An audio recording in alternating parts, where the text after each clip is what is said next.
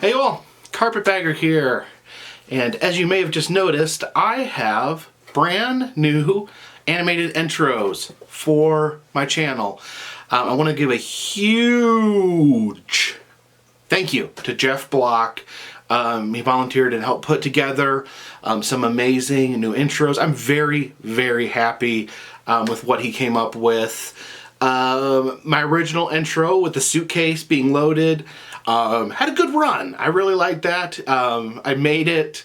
Reason I made that intro was because I didn't have any idea on how to do graphic design or anything like that. I couldn't even like pull up paint on my computer and make an intro. So I took a suitcase and some leftover paint and made my own logo to show in my videos.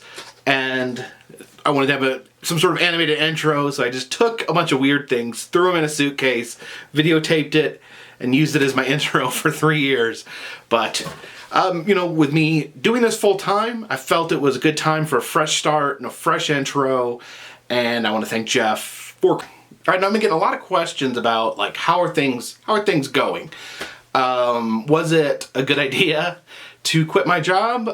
Was it a good idea to do this full time? So far so good. When I put in my notice, my 2 weeks notice at work, I did a video that very day explaining to you guys what I was doing, and I was absolutely overwhelmed. People just came out of the woodwork with support. I just was overwhelmed. I couldn't believe it. I was so unsure. That first day I was so unsure. I didn't know if it would last a month. I didn't know if it would last a few weeks.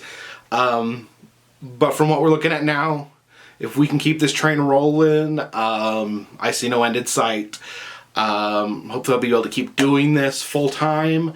If things stay the way they are, it looks like that will probably be a good possibility. So I've not looked back. I've not had any regrets so far. I've had a blast. The last trip through all the way to California and back was exhausting, but it was an amazing experience that I'm still physically recovering.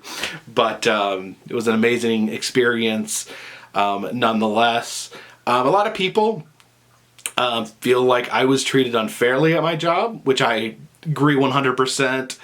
I don't feel that it would be productive to do any sort of take any legal action against my job or file any sort of discrimination suit, because I really just want to look forward. In some ways, it was like a blessing disguised as a curse.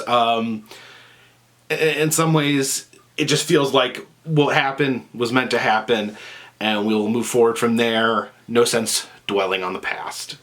Now just keep in mind, on the entire drive to California, the week I spent there, and the drive back, the entire time I was filming. So lots of exciting videos that I'm getting really excited to upload and share. Trying to upload at least one a day. Got a lot of cool things that I think you'll enjoy. Even got some abandoned videos for those of you who love that sort of thing. Alright, and here's something kind of interesting, and I'm not sure what I've gotten myself into. This Sunday, March 11th, I was invited to some sort of competition. In fact, I'm not even sure of what all the rules are, but it has been described as a Hunger Games with YouTubers, which is very, very frightening. I was contacted by James the Fam, who is part of the Omar Gosh family. So Omar, a YouTuber by the name of Omar Gosh, who is much bigger and more popular than me, is organizing this competition among YouTubers at what I believe is an undisclosed location. So wish me luck. I will be there Sunday. I do believe that there will be a live streaming aspect to the competition. So if you haven't already, turn on your notifications. So if I go live during this competition, that you'll be able to be there and possibly help me out. Oh, and I don't think I've had a chance to mention this. It happened weeks ago, but I don't think I ever got a chance to mention it in an actual video. There's a podcast I listen to, Stuff You Should Know. Something I've listened to for years. On a lot of my long road trips, it's what is playing in my car. They actually mentioned this YouTube channel.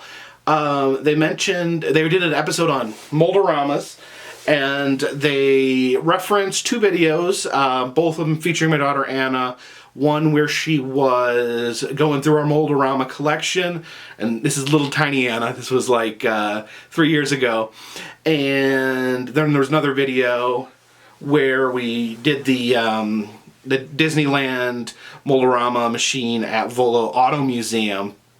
And so it's a huge deal, a podcast that I know and love. To have them mention me and my channel and my daughter, super, super cool. Speaking of Mold-A-Ramas, my Midwestern Mold-A-Rama hookup, Ian, actually sent me a few new ones.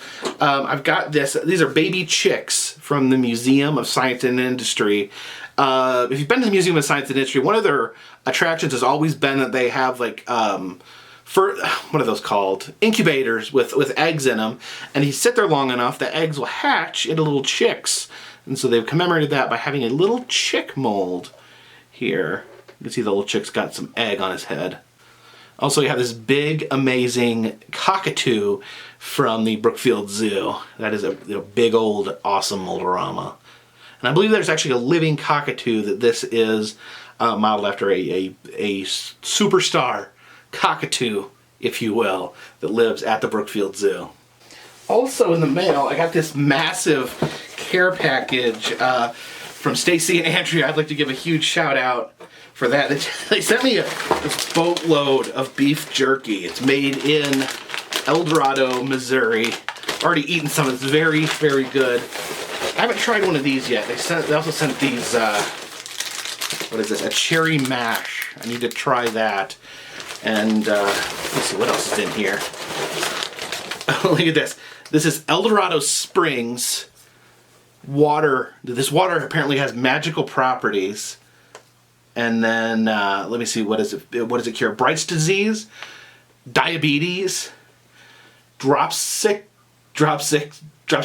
tendencies, indigestion, female weakness, jaundice, old sores, skin disease. It's a bona fide cure-all right there. Also, when I mentioned in a video that when I was a kid I could never get a hold of one of these Elf dolls from Burger King. So they were kind enough to send this to me. It's even got the original little cardboard on it. Alright, I also want to let you guys know, I'm doing some work on the t-shirt shop. I've been in communication with some amazing artists to add some new t-shirts to the shop. I'm hoping to regularly add, I was thinking once every month or so, putting out a new t-shirt. The first one is created by Luke Weaver. It is an amazing design of all the different monsters and odd things that I have come across, such as the Hodag, the Donkey Lady, there's a little Fiji mermaid in there, there's Olmec head. Absolutely, one of my favorite t-shirt designs I've had. You can check that out in the Spreadshirt shop, and like I said, I will be trying to add more Spreadshirt goodness in the future. And of course, I wanted to give a special shout out to all my Patreon donators. You guys have really injected life into these videos with your kind donations. I sent out over 300 postcards last go round, and I'll soon be sending out even more. So thank you so much. If anyone else would like to receive postcards, just a $3 donation will get you a postcard once a month. A $10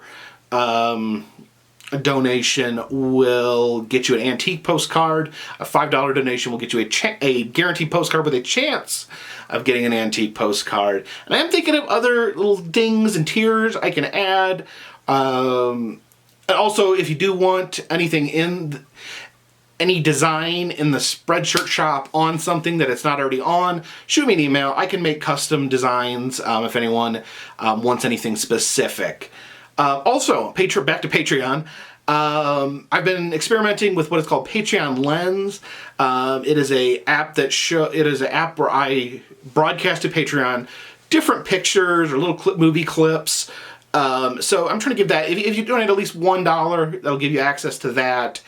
You can, little behind the scenes pictures, little surprise updates. I'm working with that, trying to put some cool content on there. So I appreciate it. Don't mean to do the big sales pitch here, but this is my job now. Appreciate you guys watching. For now, this one's in the bag.